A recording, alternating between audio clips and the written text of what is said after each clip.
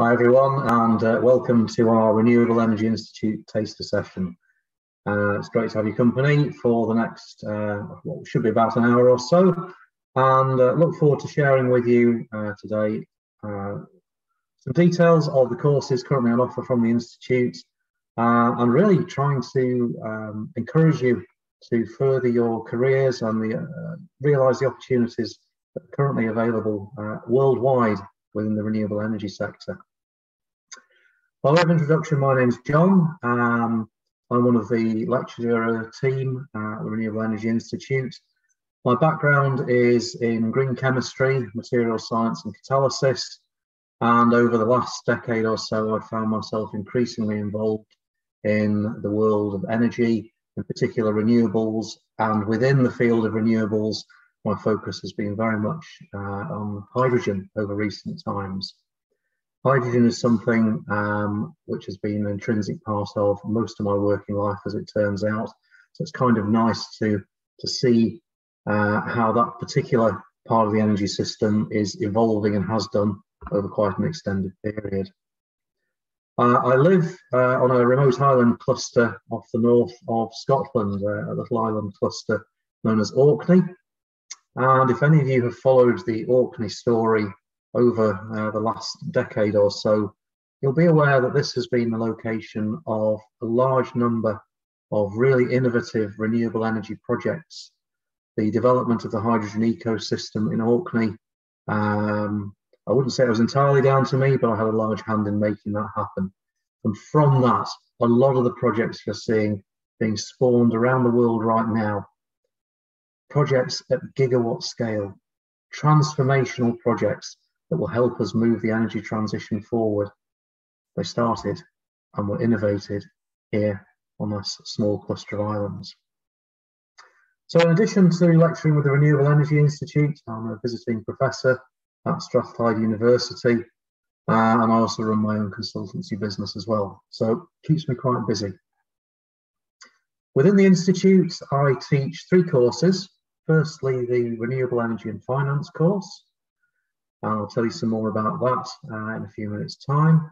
Also, it won't surprise you to learn that the Hydrogen Energy course is taught by me, and we've also developed a project focused specifically, or a course focused specifically on how to develop hydrogen projects, hybrid projects where we're bringing together renewable energy and hydrogen, putting the two together and working out how to do that, not without some big challenges. So the Renewable Energy Institute has been around for quite a while. It was established in 1975, and it's an independent professional body providing training in renewable energy and energy efficiency. And currently, we put around 5,000 people a year through the courses. And if indications are based on the courses I've taught in the last year, those numbers are only set to increase. And I find it not just empowering to be able to help people on their journey, but I find it fascinating just to see the direction of travel, the interest, the passion, and the desire to make this transformation happen in the world of energy.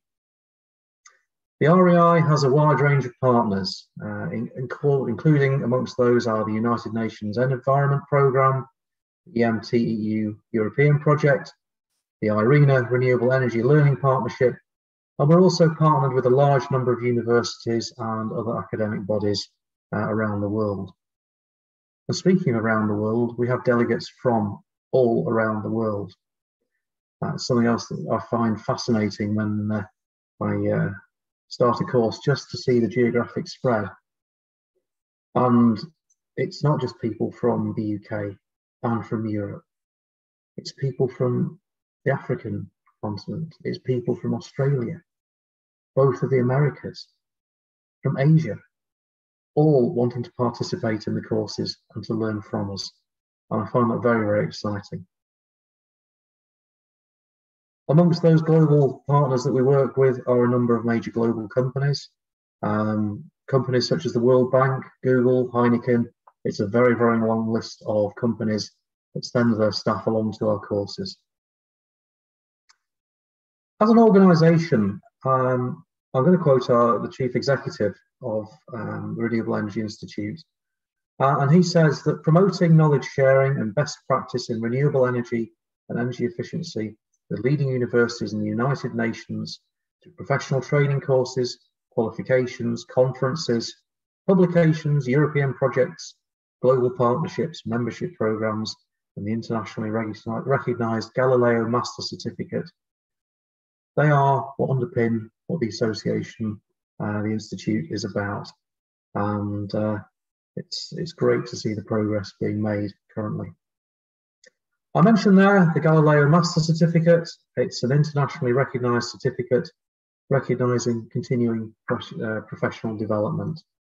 It's solid evidence that you have undertaken a course of study, furthered your learning, and whichever of the many courses that we offer, they all offer considerable insights and depth of expertise and exposure to that expertise that in certainly my time in the education world I've found second to none. So I'd like to move on now and talk for probably half an hour or so about the range of different courses that we have available. And just to set that in context, I've mentioned the energy transition. As a species, we are having to face a lot of challenges right now. We're facing a global energy crisis. We're facing a climate crisis. We're seeing geopolitical barriers shifting and having to rely increasingly on own generated resources. How do we provide that energy autonomy, that resilience, that security? How do we make energy affordable and continue to make it affordable? And how do we do that in a sustainable way, such that the existential trajectory we are on with emissions and the impact that is having on climate can be mitigated? These are big issues, big challenges facing us. And right now, and I say this from the perspective of industry as well, we need every pair of hands we can get to make this energy transition happen. And it is happening. We are starting now to see a global shift. Renewables is not something that's a bit out there, something of interest to people who live on a strange cluster of islands. No, renewable energy is now mainstream. It's starting to underpin the global energy system, and as such, we've got to work hard and fast to drive through what is going to be trillions and trillions of dollars of investment over the next 10 to 20 years. Energy transitions are big, and the one we are currently working through is the biggest we have ever experienced. Courses from the Renewable Energy Institute are designed to equip people to work in the sector and provide that support, that help, that expertise and that capability to realise the change that we need to. So moving on now to talk a little bit about the courses. If we think about the global energy system as it is today, it is dominated by fossil fuel. Fossil fuel providing the gas, the coal, the oil that we then convert to power, providing the raw material to convert into transport fuels, providing the mechanism we use to generate heat, power, heat and transport, all provided by fossil fuels. How then do we make this challenge happen? How then do we embrace those natural resources which have in abundance, make that shift away from those heavy emission fossil fuels? Now, I may have generated quite a lot of questions by virtue of some of my opening comments today. I should make mention of the fact we have got the chat room open, and I've got two of my very distinguished colleagues sat in the background, Gabby and Michael, who will field those questions. I'll try and deal with some of them at the end of the session, but if there are particular questions, do make sure they're in the chat and one of us will get back to you. One of the things that I stress on my courses is if you've got a question, let's ask it. Don't be afraid to ask it, because in this emerging world of renewables and energy transition, there are no daft questions, no stupid questions. We have got to find answers. We've got to find solutions. So when we think about this emerging world of renewable energy, there are many, many different technologies. It is not a one-size-fits-all solution. And when we think about the different types of renewable energy, we think about wind, we think about solar, we think about hydropower, we think about hydrokinetic generation, things like wave and tidal. We think about biomass maybe, anaerobic digestion. And all of these technologies have developed in their own ways, and now we need to find ways to bring them together.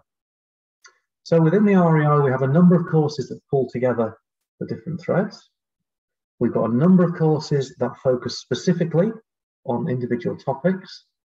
And then we've got some really, really good wraparound courses that really underpin how you drive through change in the renewable energy sector.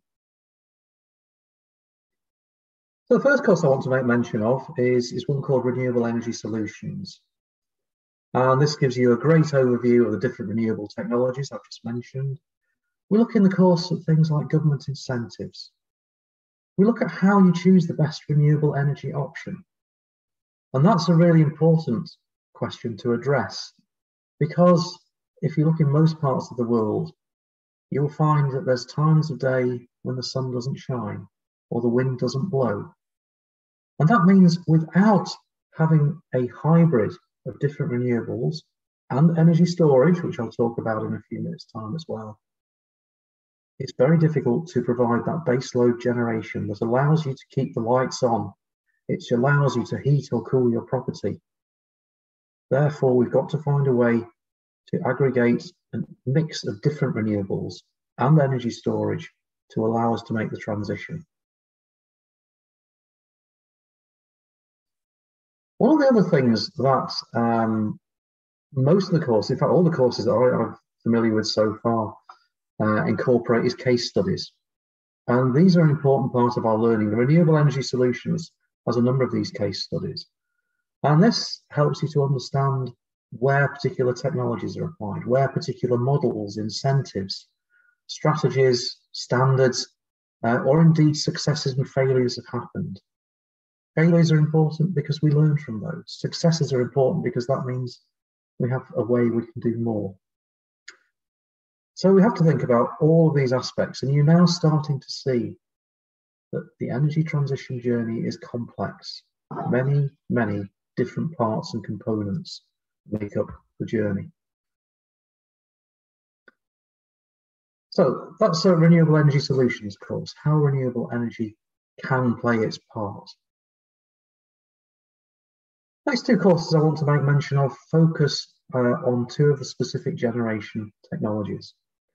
Firstly, we have a really good course on solar photovoltaics.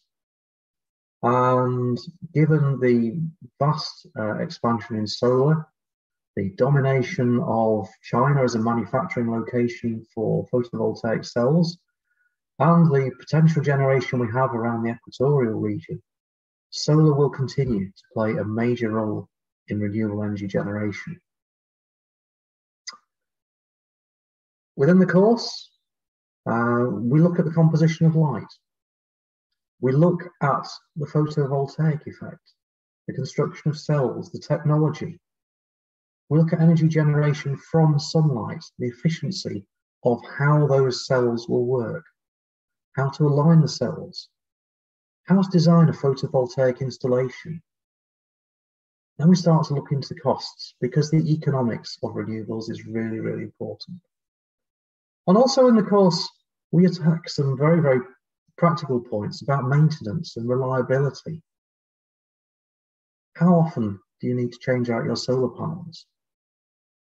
If your solar panels only last for 7 years, how do you incorporate that into your project finance model? Is that bankable at that stage? What are the new generations of solar panels going to achieve?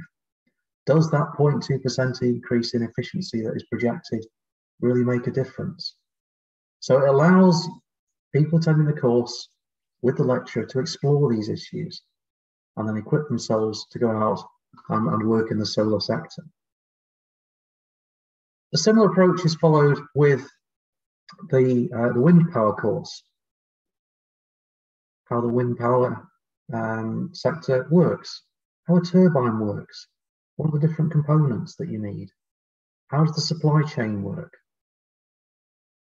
It talks about aerodynamics, how air flows across surfaces, how we're able to convert that airflow in the wind into motion, to convert that motion into electricity, and then how through the power network we're able to upgrade that electricity to a flow of electrons that we can then distribute and use.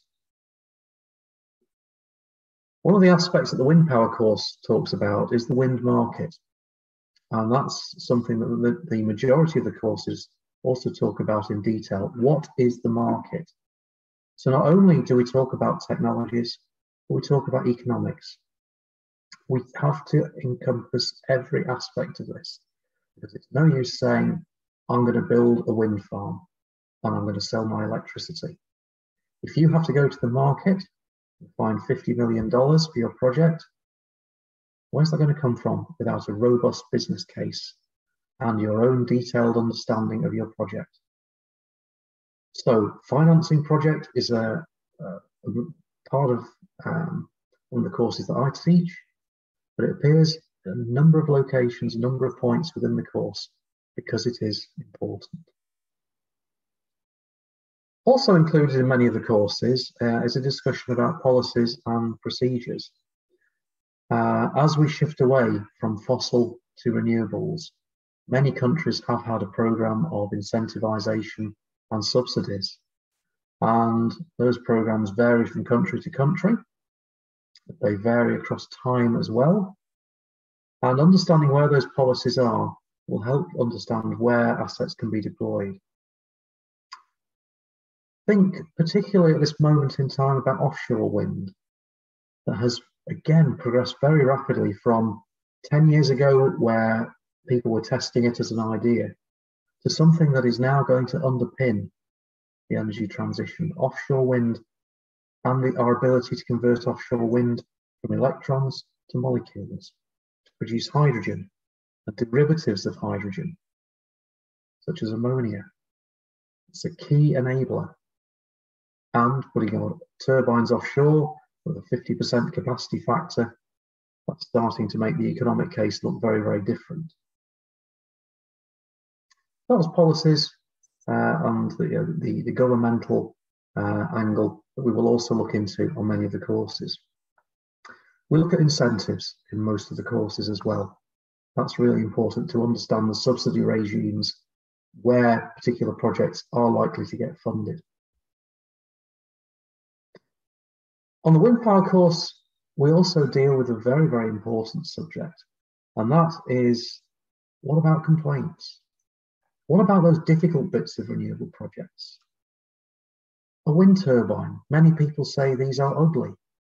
There's a problem with noise, there's a problem with birds and bats being killed. Are these real problems? If so, how do we overcome them? What are the strategies for doing that? How do you stop turbines interfering with each other, with the wind flow? So there's lots and lots of things like that which get built into our courses. The hydrogen course that I teach is loaded with questions that come from the delegates. Why are we doing this, John? Why does this make sense? How can we make sense of that? How can we talk to potential customers about this? Most of the courses have got a really strong narrative that will give you those answers. And it's really important that we're open about this. Something I find from the renewables community is a great deal of openness, a willingness to share, a willingness to engage and work out the challenges. As I've said, with the renewable industry at the moment, it is a lot of component parts which all need to work together to make the change that we need. So I'll come back to maybe one or two of the other renewable energy generation courses in just a moment. But I want to make mention now of the energy storage course. We think about one of the biggest challenges with most renewables is this challenge of intermittency. How can we manage the intermittent generation of a wind turbine? The fact that the sun doesn't shine 24/7.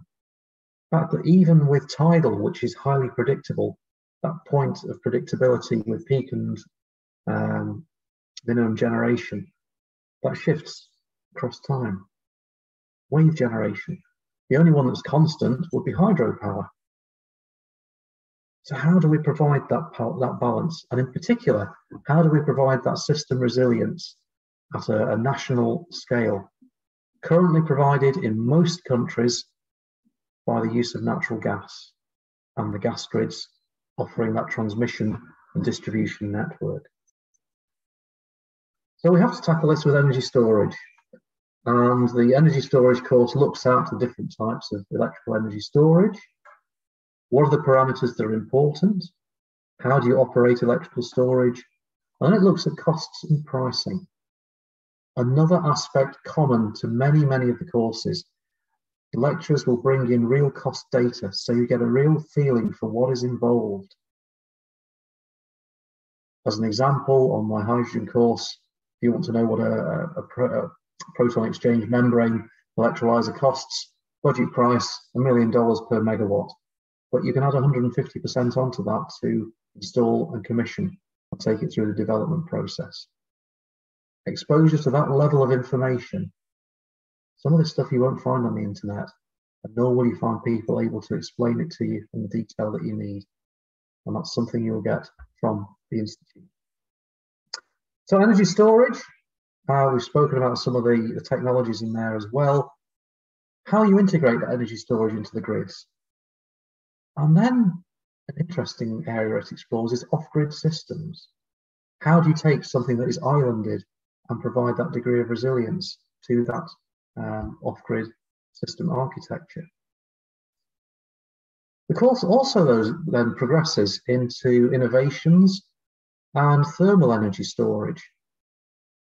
And that is another common aspect of many of the courses. The lecturers will look at innovation. They will look not just at, this is a course on how a wind turbine works, but what are the technologies coming through? What's the innovative activity in micro wind generation? What about vertical access wind turbines? What about new generation solar cells? And so on. The lecturers are interested in their subject matter, and it's not a case of churning out a course. It's very much a case of making sure that that course content is accurate, up to date, and informed. The next course I want to make mention of is one of the newest courses that has been offered by the Institute. And the feedback I'm getting from a number of people right now is this is ahead of its time and is very much needed. And that's a course on carbon finance. One of the challenges we have got in understanding the energy transition is how to measure our carbon, then how we mitigate, and how we engineer ourselves through the process. Turning off fossil fuel is not something we can do today or tomorrow, but we do have to manage that process as we detach ourselves. And I heard a lovely word recently, which was defossilize. How do we defossilize the world that we live in? So that course looks into greenhouse gases. It talks about climate change, as you would expect. And then focuses on ESG principles. That's environmental sustainability governance principles. Those are principles which progressive organisations are embracing right now. Not to differentiate themselves in the share markets and to boost share prices, but to ensure they have longevity, to ensure that they are playing their part in the decarbonisation process required by the species. The course then talks about carbon emissions accounting. It talks about reduction commitments. And it then takes you through the design of a corporate decarbonisation strategy. For those of you employed by corporations around the world right now, setting in place those decarbonisation strategies is really hard work. How do you set those targets? How do you then measure them? And then how do you deliver those targets? I was on a phone call last year, and it was with a major global pharmaceutical company. And they'd been chatting to me over a while and said, well, by this particular date, we're looking at achieving net zero by this point in time. And I had this phone call, John, can you give me a ring? Certainly. So I rang through, and yeah, a bit of a problem, John. Our chief executive has moved that date forward by 20 years. We've got less than 5 years to get to net zero. Can you help? That was a very real scenario. Unfortunately, I was able to provide some help. But there was an organisation crying out for capable people to provide that help. And if that's an example which will encourage you to take these courses and find your own space in the renewable industry, please take it that way. So back to the carbon finance course, we look at carbon markets, we look at compliance markets, voluntary carbon markets, and opportunities for carbon trading and some of the management strategies that wrap around those. Fascinating course, which I recommend to you. We've spoken about, that was kind of a underpinning course, a couple of the renewable technologies. There's some other things that we offer courses on as well, one of which is electric vehicles. I mentioned power, heat and transport earlier on. Decarbonising transport is really difficult as well, because it's something we take for granted. We go out from our accommodation and we step onto a bus, a train, an aircraft, we get in our cars and we get on and we move ourselves from A to B, usually using some form of fossil fuel propulsion system. So understanding electric vehicles, which are one of the more accessible low carbon technologies, is something that we've put together a very successful course on. Looking at the different types of electric vehicle, different technologies that are used and how it works, battery technology, recharging infrastructure, doing some of those calculations about well-to-wheel emissions, and finally looking at financing and development and how we can move ourselves away from fossil fuel transport through to electric vehicles. It's a fascinating course, but again, something that we had developed to respond to the market need. It's transport. What about heat? Heat, buildings. And we have a lovely course on energy efficiency in buildings. That course starts by a look at global demand for energy and energy consumption. And when you look into that and realise just how much of the world's energy is consumed as heat, it's significant. It's not a few percent, it's tens of percent. And associated with that are emissions. So keeping ourselves warm, and I think it's fair to couple that with keeping ourselves cool, because that uses electricity as well. There are emissions associated with that. And therefore, if we can reduce our need to heat or cool by designing better buildings, we can reduce our energy use. And I mentioned right at the beginning, I was explaining what the Institute is about. Energy efficiency is also a significant part of the process of transition. So our energy efficiency in buildings course talks about energy conservation, it talks about auditing. It then introduces something known as thermal comfort. How hot is hot? How hot is uncomfortable? How cool is too cold? And that does vary. But there is this parameter known as thermal comfort that we need to understand. What about heat loss, condensation? And how we calculate those risks associated with that. We could model the thermal performance of buildings, and the course talks about that. It talks about some of the technologies for heating and cooling. It talks about building design strategies.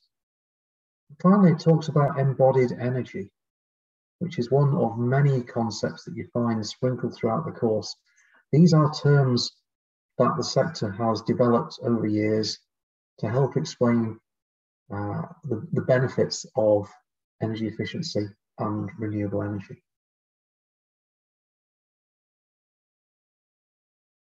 We have a course on solar water heating, which I guess is kind of an extension of the solar PV course in some ways. But here we're looking at how we can use solar to provide heat for water. Similar sorts of questions, yeah. Where do we site those systems? What's the orientation? How do we store the energy? Calculations are in this particular course, and you'll find calculations sprinkled throughout all of our courses. But the ones I have seen, they're never complex calculations. There are engineers, there are people who do this for, and have been doing it for many, many years, that will do all the complex stuff. But to be able to say, that's what I have in mind, let me do some basic calculations. Those are the sort of things we wrap into the course. And this particular course has got quite a number of those calculations in there. That course also, interestingly, takes you through savings that you will achieve. So rather than relying on fossil to heat your water, how can you achieve a saving by using solar?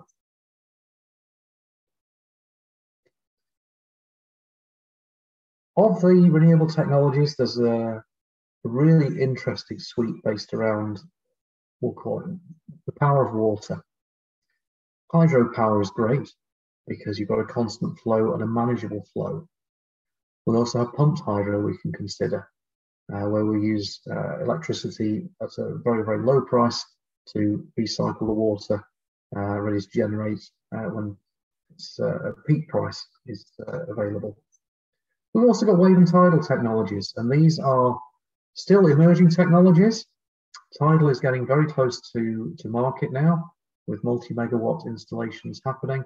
Wave has still got a way to go, partly due to the variety of different technologies out there, but I can see progress genuinely happening there. So we do have a great course on wave and hydropower, which talks about the different technologies, talks about the markets, the resources and targets. And if you think about how much sea and ocean we have with waves on it, how many tidal races are there around the world that we could potentially derive energy from? How many places are there where a dam could be constructed, water collected, and that potential energy converted to kinetic energy? These are big potential sources for us. Managing those sources, transmitting the electricity from offshore to onshore, these are not trivial challenges. These are big sources of energy for us. So the course looks at that. It looks at lots of physics, the different types of technology, gives some ideas on design. And that's another element that you find as a common theme across many of the courses. How do we design technology? How do we design a system? How do we design to ensure we're getting the most out of our renewable energy generation and those precious electrons? We have another couple of courses, one focused on combined heat and power, which again has got a lot of technology in there.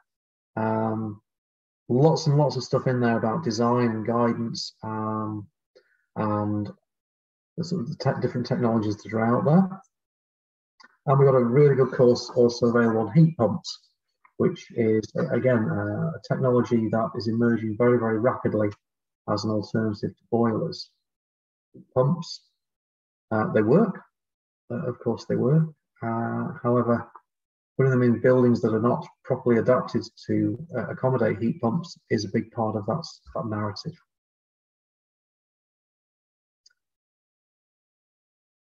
Another part of those, one of those wraparound courses is entitled Electrics for Renewables.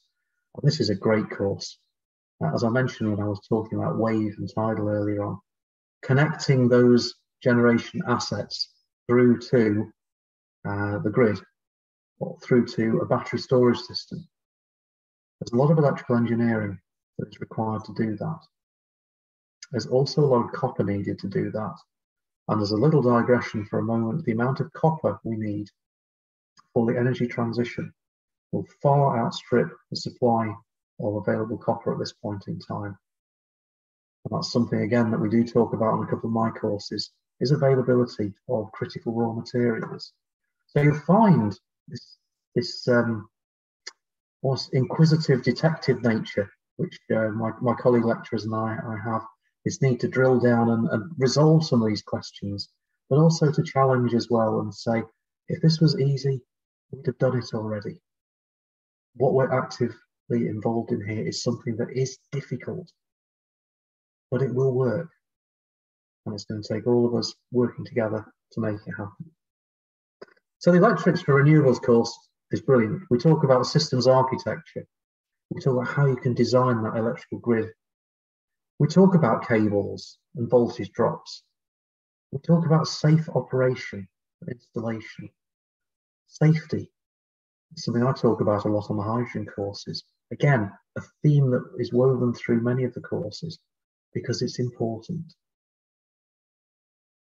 We talk about different generators. We talk about power factors. And we also on that course talk about standards. Standards are important, and standards is evidence that something has gone from being conceptual development and is now in the mainstream. And as we are talking about grid infrastructures and electrons and moving electrons around, there are thousands and thousands and thousands of words that are written defining standards for electrical systems architecture. And the course talks to some of those.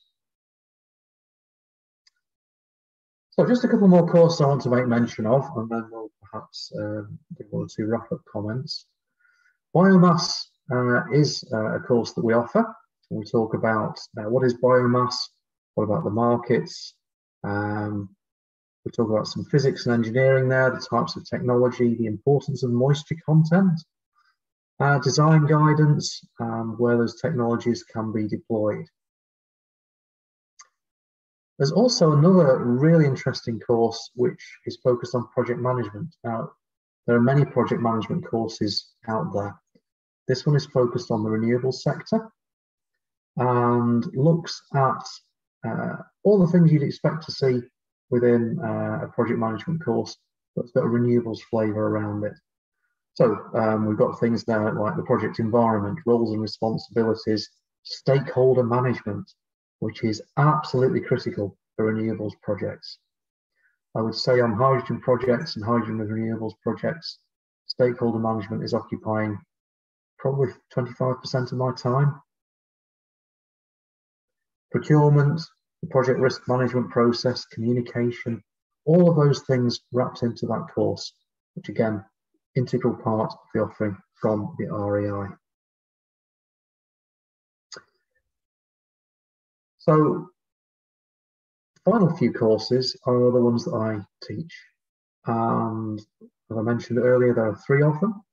One is on renewable energy management, how we can take those renewable technologies, how we can deploy them, and how we can procure the finance to get those projects across the line. How do you evidence to an investor that your project is bankable, that you've got a market for what you're going to produce? And we cover things from the micro scale up to gigawatt scale. Common principles applied across. We talk through a lot of challenges associated with getting your project across the line. The second course I teach is on hydrogen energy. And currently that's a very hot topic in the renewables sector. Will hydrogen make it? Is it just another hype cycle? What's really happening? Isn't hydrogen just another way of the fossil fuel sector continuing by converting natural gas to hydrogen? Aren't electrolyzers just so expensive it'll never happen? Questions, questions, questions. So we spend 2 days looking at every single aspect. How we produce hydrogen.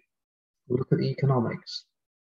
We look at storage, transport, logistics of hydrogen. We look in detail at the applications and power generation, grid transmission of hydrogen. We look at transport using hydrogen. We look at heat generation from hydrogen. We cover safety. And we look into a whole range of other wraparound areas just to make sure that when you're talking about hydrogen, you're able to talk from an informed perspective. And as a result of the success of that course, we've developed a further one-day course specifically focused on how to develop those green hydrogen projects where we are deploying renewables with hydrogen and an end-use application or multiple applications. What's involved in getting those across the line? And right now, if you follow the news in the renewables sector, you will see some incredible announcements about renewable energy projects happening at the moment connected with hydrogen. So lots and lots of stuff covered in both of those courses. And I think finally, I make mention of our newest course, which we are limbering up for at the moment. And it's a wraparound the wraparound, really. We're looking at energy transition management, pulling together some of those common threads that I've been mentioning to you over the last 20, 30 minutes within the different courses. But more than that, how we make sense of that so we can drive this process. That this particular transformation is no longer dominated by very, very powerful oil and gas voices. We recognise that we have to make this transition because it is existential. So that's a work in progress, and the Institute will continue to develop courses to meet the need of those in the sector. So that really completes all I wanted to say about the different courses. And I think what I'm going to do now is probably shift over to maybe deal with one or two of the questions that have come in. So just bear with me. I've got the questions being forwarded to me on WhatsApp. So, so the first question that came in was, does the REI offer full scholarships? In short, no. Due to the funding stream that we receive, it's not possible for us to provide full scholarships, fully funded places on any of our courses or pathways, and the limited part funding available is the most we can currently offer. We are able to provide instalment options for enrolment on some of our pathways. Okay. I should say that the website, the REI website, has got full details on all the courses that are available. So you can have a look at those and dig into a little bit more detail. Are there any plans to start a PhD program from this platform? Not able to provide PhD opportunities now. However, we encourage you to get in touch with various PhD sponsors to confirm their entry criteria, as you may be able to take part in a PhD after completing some of our training courses. What I would say on that one is that many of my colleague lecturers are affiliated with universities and run their own research groups or have connections in. And if that is the direction that you want to pursue, I'm sure they'll be more than happy to have discussions with you about whether a PhD could be funded or supported. Right, do help applicants with a sponsorship visa to join the training course in person if needed. We're only able to provide a letter of invitation to help support your visa application once we have received full payment for the course alongside your registration form. Why would you study with the REI rather than a conventional university? What are the advantages? Well, the main benefit is flexibility, and those courses are available to you 24/7. Also, the courses are designed from the basis of the sector needs rather than delivering a fully academic qualification. I hope you've got a sense in what I've been describing here, that a lot of these courses are delivered by people who have walked the walk, people who have been active in the industry for a period of time and know their subject. They know the problems, the challenges, the opportunities, and it is sometimes quite challenging when you're working directly with a university to get that exposure.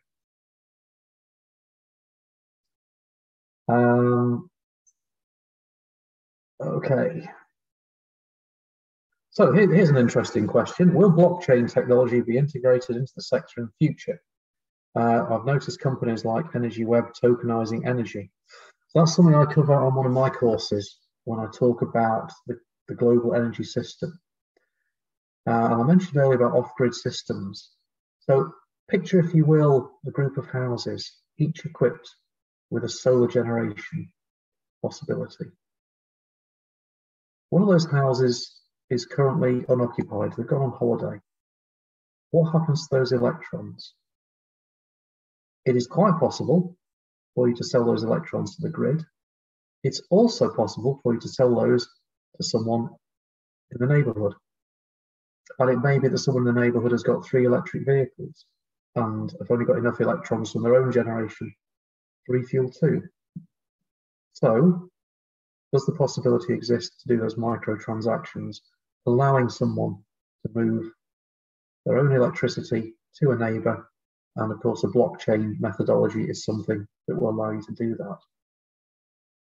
On a much, much bigger scale, we're now starting to see increasingly with green hydrogen projects the need to have, I'm trying to remember the exact expression, it's temporal correlation. And my profound apologies to those of you from around the world for which that's a very long English expression. But the need to demonstrate that the electrons you use to generate your green hydrogen were produced at a time when, and you can prove that the chain of events is such that they are green electrons going into green hydrogen. Another great opportunity there for blockchain and those sorts of systems. So this peer-to-peer trading, microgrids area is very much an emerging opportunity right now. And I can see blockchain being a significant part of that. Does any course cover carbon capture? Good question. Yes, it does. The hydrogen course covers that. And if any of you are following hydrogen, you'll know that a lot of people talk about the colours of hydrogen.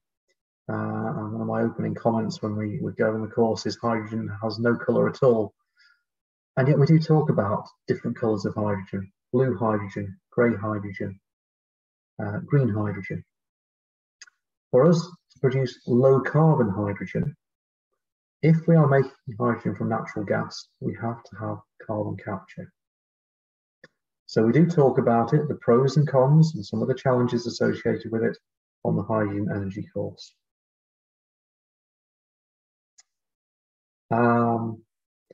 So question here about employment. So for us RAI students who are in Africa, do we have any chance of getting employment in the UK using our Galileo certificates?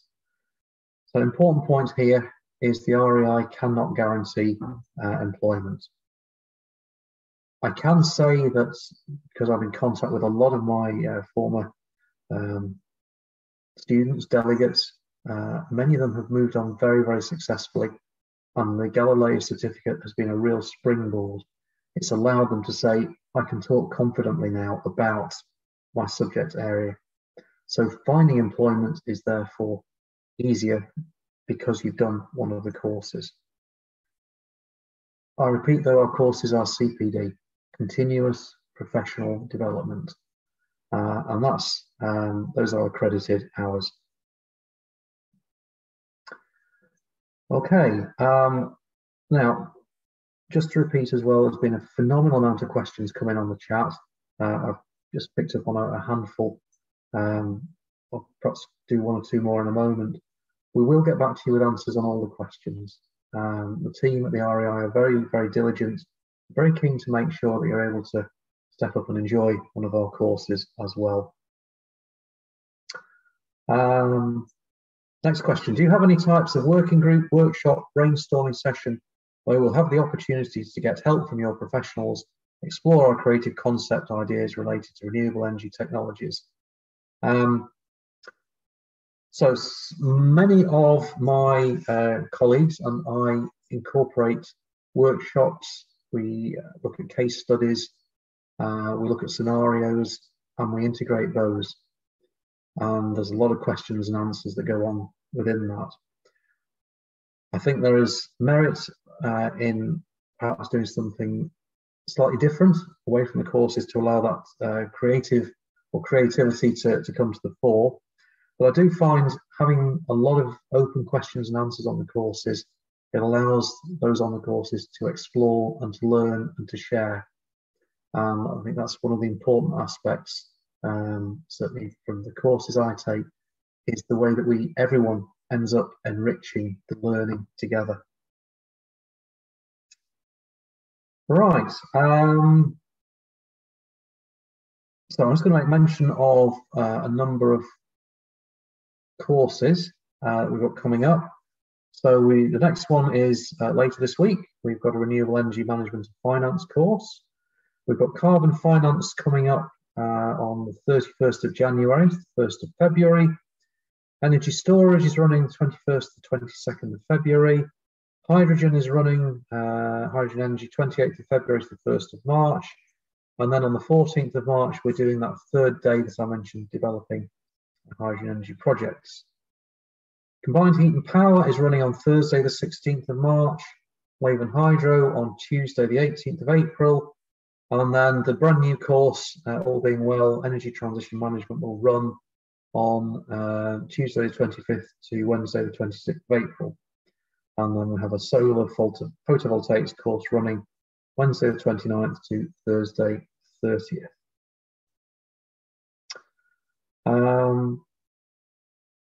Right.